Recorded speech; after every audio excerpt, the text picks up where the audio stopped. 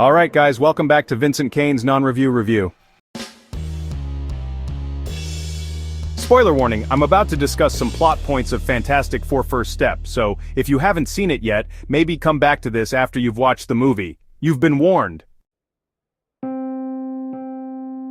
So, I finally saw the new Fantastic Four First Step movie, and I'm not really sure what to think of it. It certainly doesn't feel overwhelming, and it's not underwhelming either, it's just whelming, if that's even a word. I enjoyed the movie for what it is, though. It feels almost like a pre-event, or a prologue, like a setup for something bigger, and naturally, things used to set up other movies just serve as teasers. The movie kind of feels like a setup for Franklin Richards and not a proper Fantastic Four movie in its own right. Look, I kinda like Matt Shakman, the director who also worked on WandaVision, which I really enjoyed, especially for what they were going for, but this Fantastic Four movie was kinda a mixed bag. There are parts I liked and parts I didn't like. Sure, I liked the retro-futuristic 60s look. I think it was tasteful, but overall, the movie feels mediocre. Galactus, however, was one of the good things about it. For once, he was done right, and he actually looked menacing. I liked the part where they just straight go to meet Galactus and it ends up with them being chased. That was the best part of the movie. But even then, that part had a few issues. Now, correct me in the comments section if I'm wrong, but I know that neutron stars and black holes are two very different things. Yet, in the movie, when Reed decides to find a way to lose the Herald, Ben, or it could have also been Johnny, I'm not sure, mentions a neutron star and says it's dangerous, but then Reed says it's a black hole. The dialogue there suggested that they were talking about the same thing, which is wrong. Neutron stars and black holes are not the same thing. Granted, neutron stars and stellar mass black holes are born from supernovae. They're still two very different things. But I know it's a black hole because of what we saw on screen. Very cool scene visually.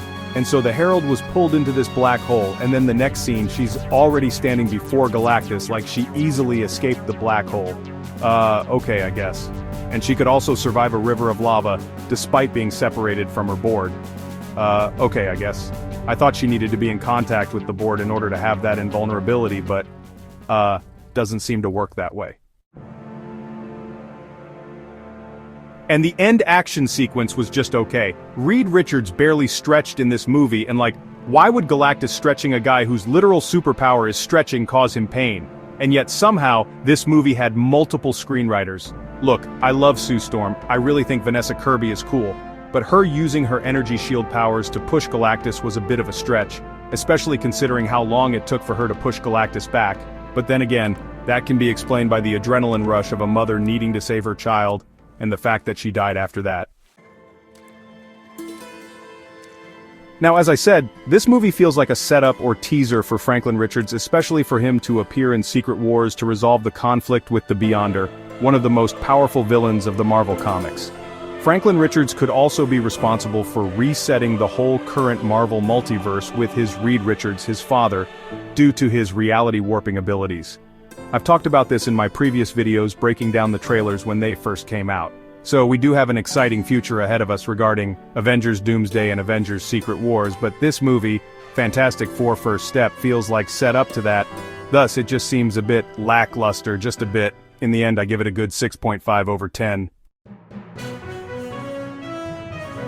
Now, if you're looking for something that'll really blow your mind, check out my book, Star Wars Nullspawn Rising, available on Amazon.com and Goodreads.